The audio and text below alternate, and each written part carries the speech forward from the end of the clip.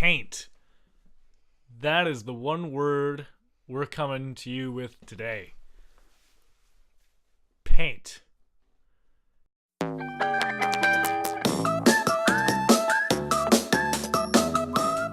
From shit.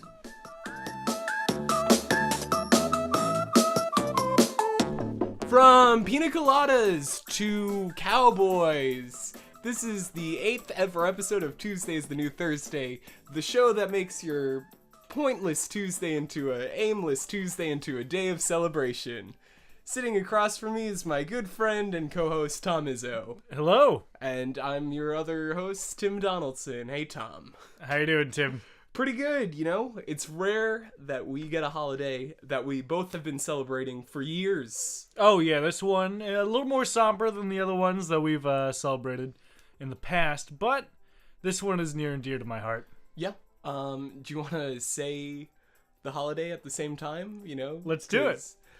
The attempted assassination of Charles de Gaulle Day.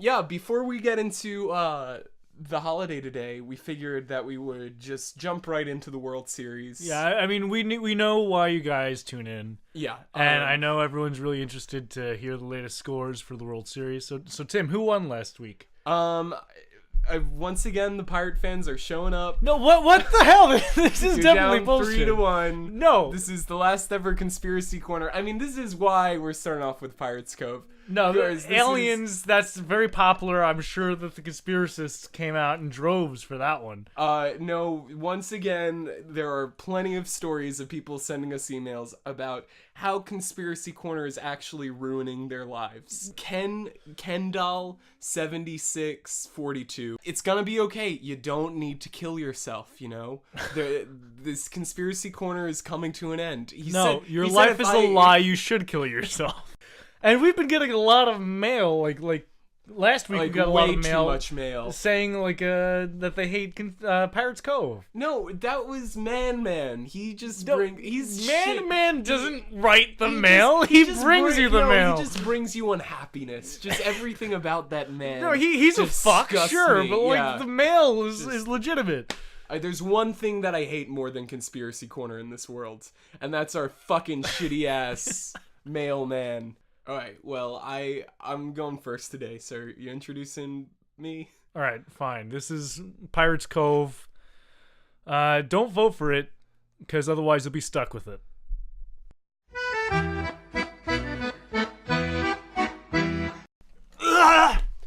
Sorry. Freaking ruining Pirates Cove. Sabotage, that does not count towards... Let's do the theme again.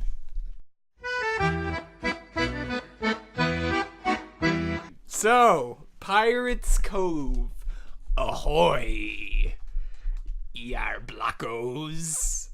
Okay, so today it's the assassination of Charles de Gaulle today. You would think, hey, how do pirates fit into this one? Well, have you ever heard of Sir Francis Drake, the pirate that was assassinated? The world famous assassination of Sir Francis Drake? We got this today. We got a good one, people. Okay, so does anyone know the assassin of Sir Francis Drake? Well, have you ever heard of Sir Waldo Leha, a Frenchman? It really assassinating a very famous British man.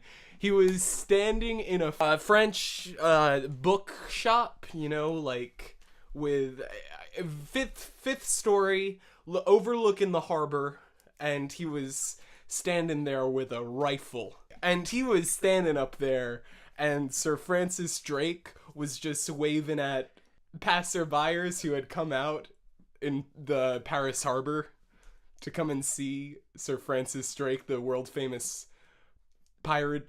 And yeah, everyone was really happy. Everyone was really excited to see him. And Sir Waldo Le Havre, shot him right in the back of the head twice.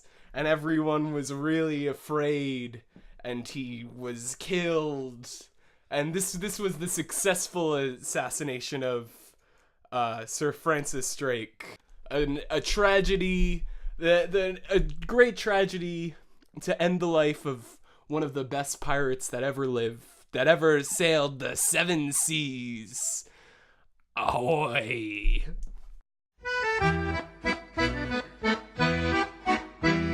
So I don't see how I can't win against that one. No, that one was trash. That was really that's trash. One of the most famous assassination stories of all time. What are you talking about? That's the the assassination of Sir Francis Drake. All right, introduce me. I'll show you up. I got a really good one. Okay, here comes Tom, trying to totally being the little brother here, trying to one up my segment. That's obviously superior.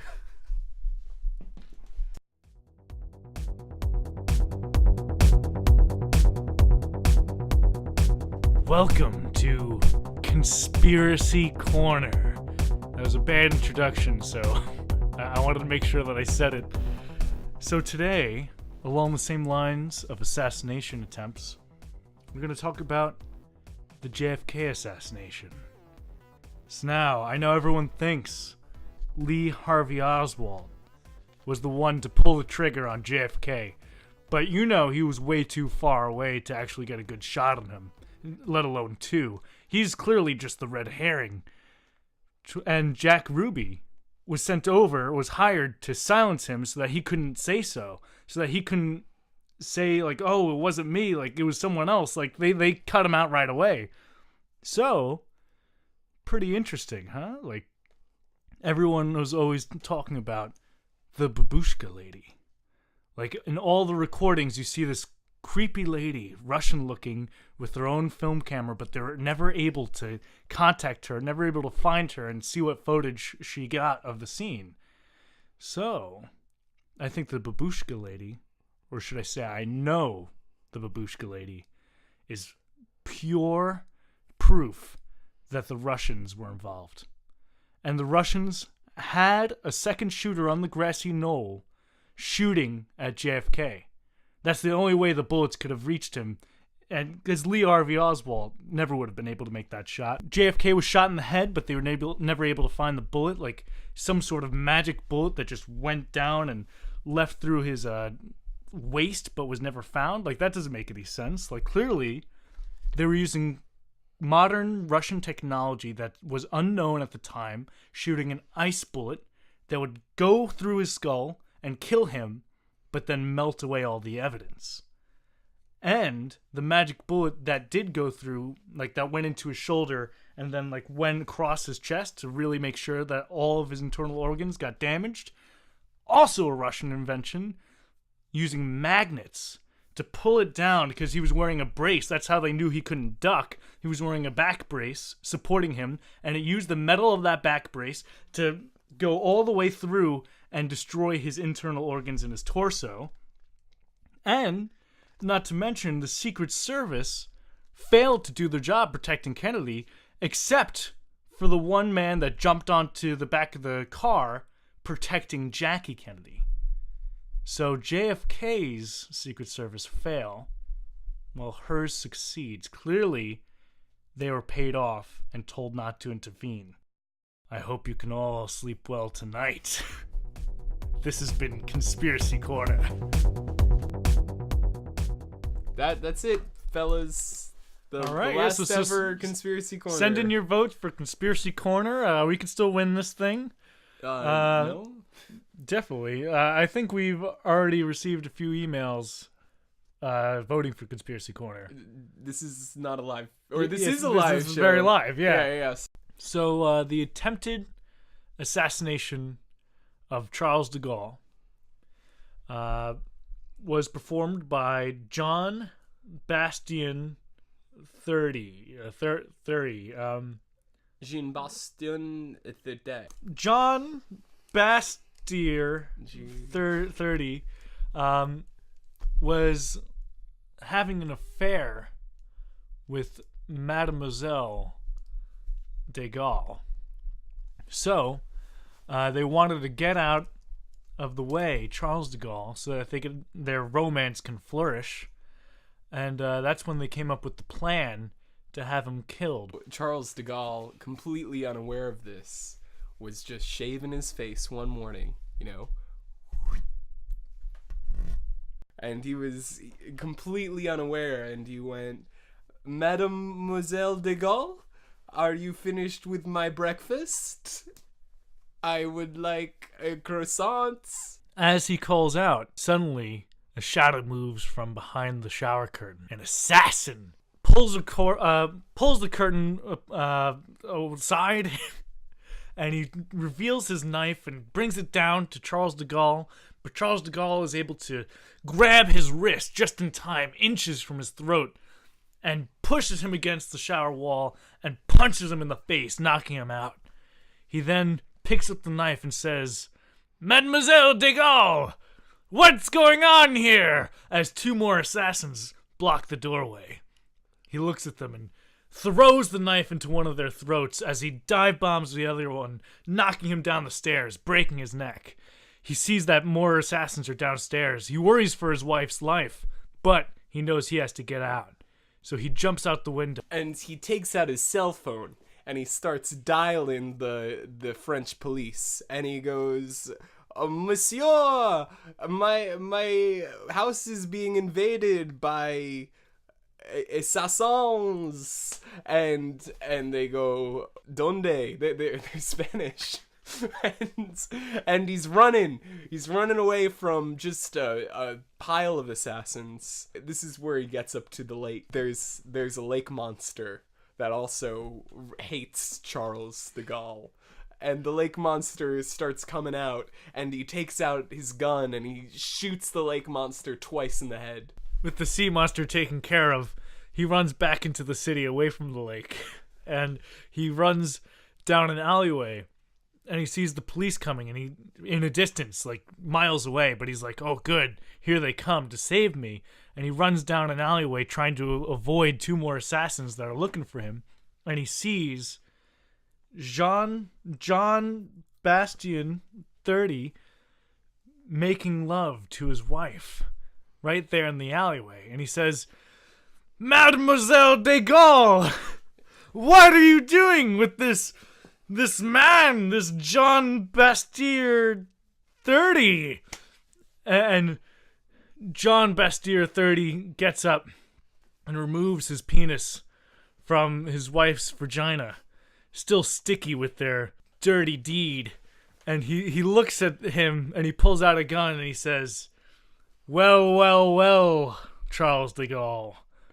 I see you've figured out my plot to have you assassinated. But don't worry, I'm about to turn this attempt into a full-blood assassination." And with that, he shoots Charles de Gaulle twice in the head. And Charles de Gaulle collapses dead.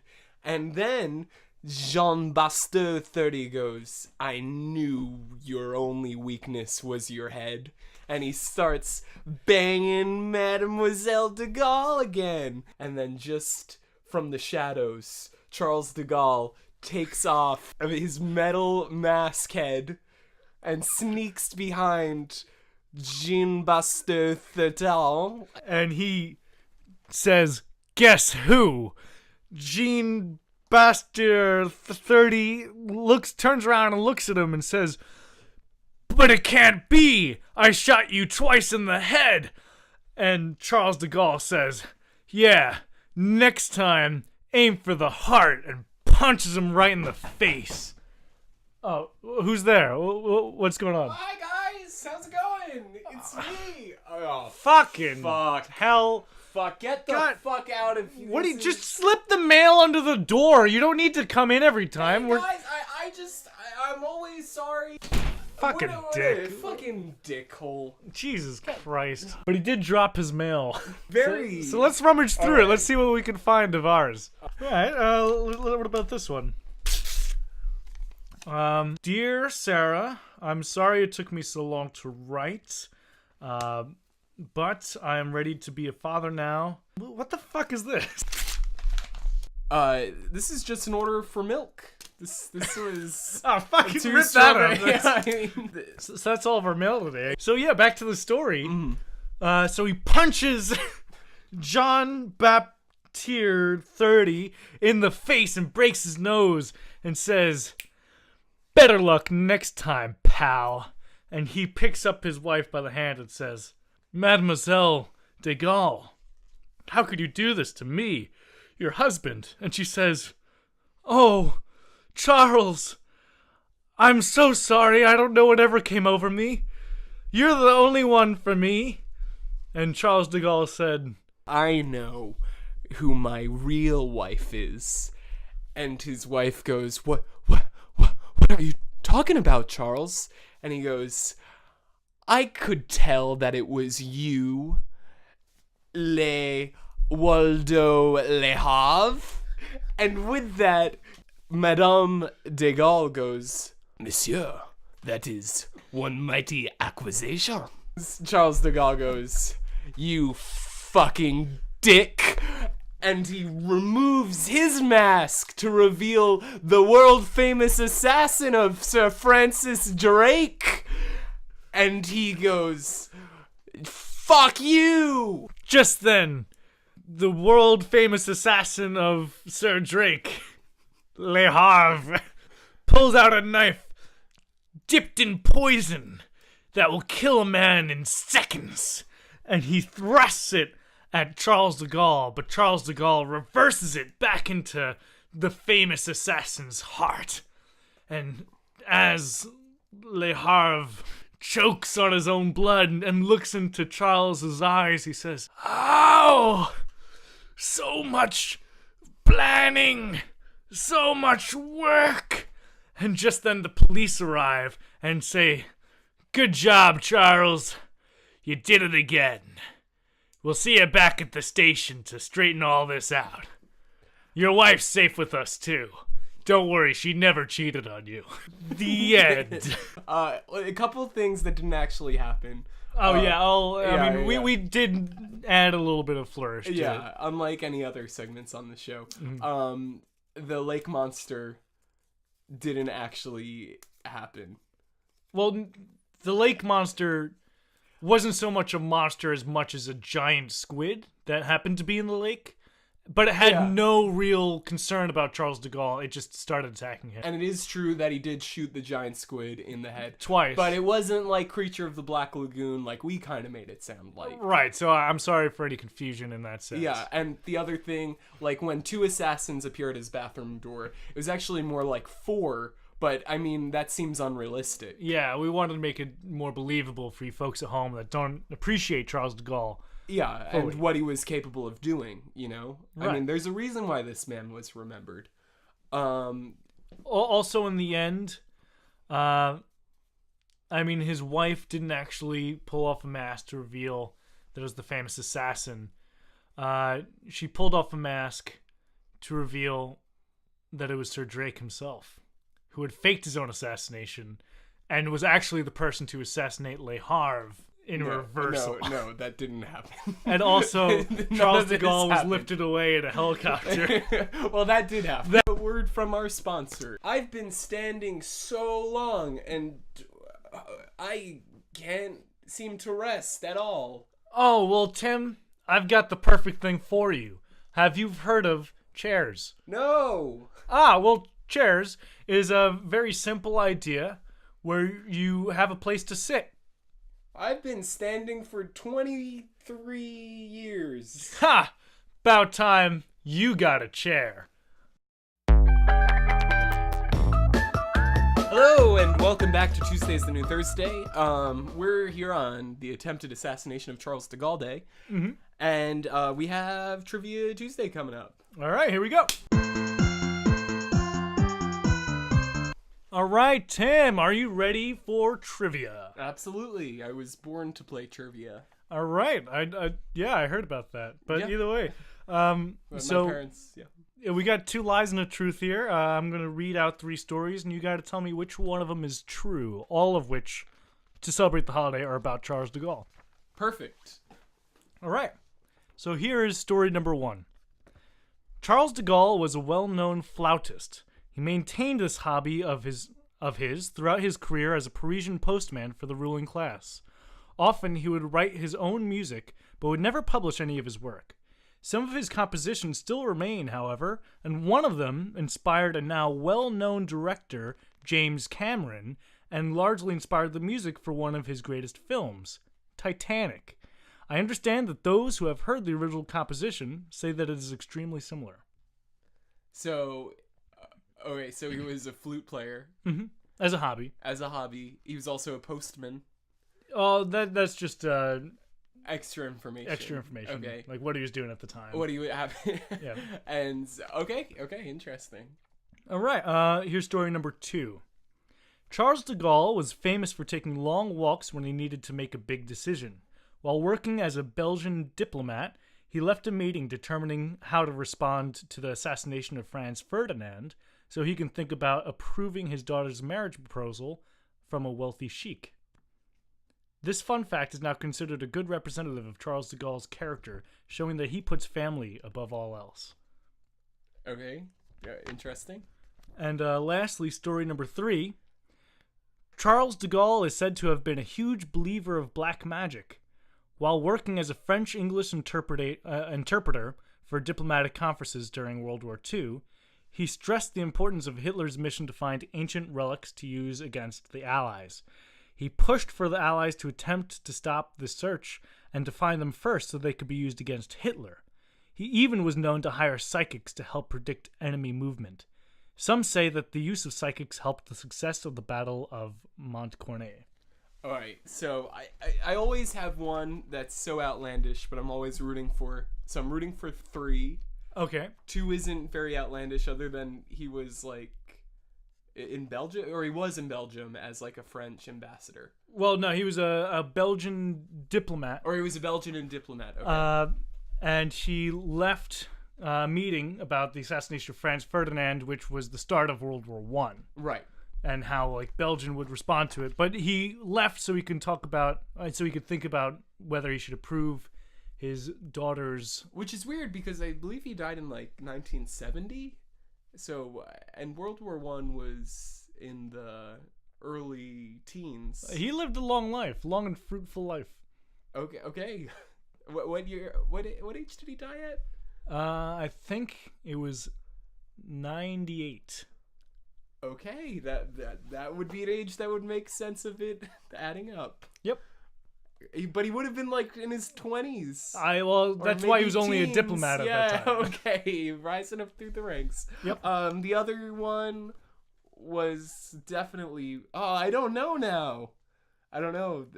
I think that one's. I think the middle one's bullshit. The top one. What was the top one?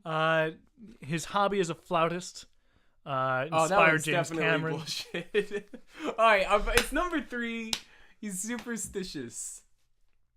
All right, well, you are incorrect. Oh, dude. He was actually the one to inspire James Cameron. No way. No, like honestly, like Okay. I haven't heard it myself. Apparently, it's tough to find the original music, but James Cameron heard it and said, "Wow, this is gonna be great for the movie I'm working on, Titanic." But has he come out and said that though? It's rumor. Oh, okay. But you can definitely tell if you hear the original, Which you haven't. which I haven't. Okay, that was Trivia Tuesday. Okay, I have a little segment today. I have some French lessons. Ooh, very in nice. regards to Charles de Gaulle Day. So repeat after me. He missed. Il a raté. Il harate. Death to tyrants. Mort ai tyrants. Mort I tyrants. Mort ai tyrants. Mort I tyrants. Our leader lives. Nos vivas in bloom. Nos vivas in bloom. I was saved. Joy et sauve. Joy et sauve. The assassin was assassinated. L'assassin est assassiné. L'assassin est assassiné. Okay, now let's do a speed round. Il a rat. Il a rat. Mort a trans. Mort a trans. Nous vivons sur le plume. Nos le plume. Jair Dudlum. Darada. L'assassin de l'assassin. Chumna. L'assassin est assassiné. L'assassin. L'assassin est assassiné. L'assassin. L'assassin. Est assassiné. Il rat. No, I don't want to do this anymore. Alright, okay. I also have some facts about Charles de Gaulle Airport. Ooh, yeah. Okay. Okay, it's the let's make this or can we do another little game? Sure. Okay, so what on the list of busiest airports in the world, what number is it? Oh, probably number 1. It's okay, it's not. Number 2. Nope. Number 3. No. Number 112. Nope. Number do I get unlimited guesses? Yep. Number 4. Nope. Number 2. Nope. No, you guessed that one already. Oh, right. Yeah. Number 10. No. So I'm close. Yeah, you're right there. 12. Nope. 9. There it is. It's you. How did you know? Well, Did you it's see just my something. sheet? It's something I just happened to know prior. Were you reading my sheet? It's just a fun fact I had in my head I'm already. pretty sure you were reading my sheet. Oh well, bring on the next question. Let's see if I can do just as well. Okay, there are 8 airports that Charles de Gaulle has over 1 million passengers come in from a year. JFK, Yep, that's number 1. LaGuardia, Nope. Colorado, No. Brazil, Airport. England. Yeah. All of England's airports. No. One of them. Yeah, the big one. JFK was one. Yeah, you're right. And England landing. No, but you do get unlimited guesses still. Buckingham Airport. No. Palace Airways. Nope. Rome. Yeah. Montreal. Yep. Hayes? Is that what it is? Barrages? Like. Yeah, the Madrid airport. Okay. Amsterdam, Schiphol. Yeah, dude, you are on a roll. Dubai. Mm-hmm. El Prat. Yes.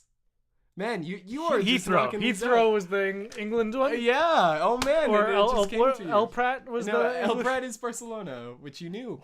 Oh yeah. Yeah.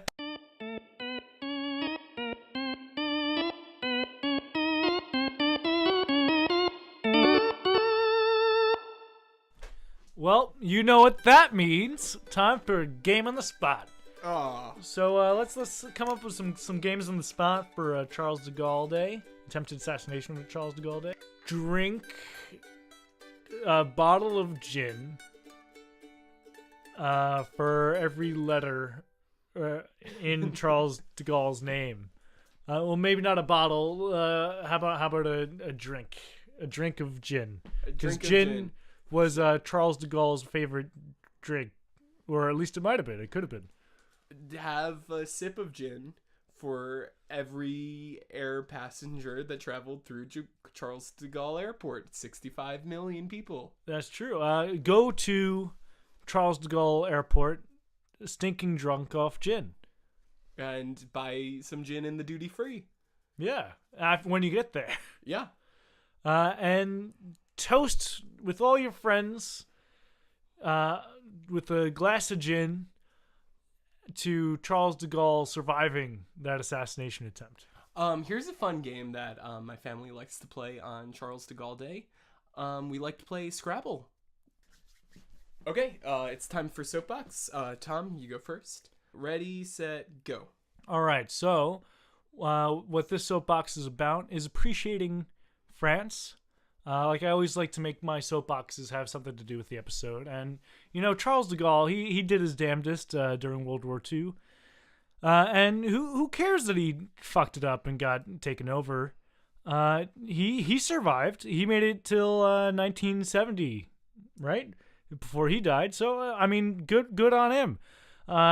Who cares that Hitler trounced him and destroyed him instantaneously, like within like 6 weeks, just demolished all of France under his control.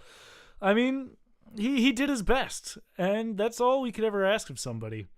And I think we should all appreciate what we do, even when it doesn't work out. That we're also trying our best. We're always making the best effort, and we can be inspired by Charles de Gaulle. Okay. In that sense. All right. Nice. Okay. Okay. All right, go Tim. Okay, my soapbox today is about just my favorite place that I like to travel, Pittsburgh, Pennsylvania, the Midwest state of the century, city state. That's what they call it. You got the bridges, you got the sandwiches, you got the steel workers, you got the working man. It's a great place to have conferences. They got a Hyatt. They got plenty of Hyatts. They got 2 of them, and that's enough to get you and your company doing a cheap conference, a very affordable conference in Pittsburgh, PA, the 3-bridge city. We got the Steelers, we got the Pirates, we got the Penguins. We don't have an NBA team, but that's okay because we got great conference rooms. We got. Did I tell you how many conference rooms the 2 Hyatts have? They each have 40. That's 80 conference rooms. That's too many. All right. Well, time's up, Tim. But thank you for telling us about Pittsburgh. I can keep on going. Well, no, I think we gotta sign off. So, to all of you listeners out there, see you next Tuesday!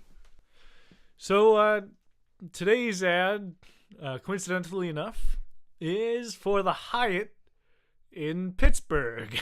This is the northern one, not the southern one. 80 conference rooms! They got 40 conference rooms, and if you add that to the other Hyatt, that's 80. That's 80 total. Use them all. They're there to be used. If you have a conference of any sort, have it there. I'm yelling at the top of my lungs in the other end of the conference room.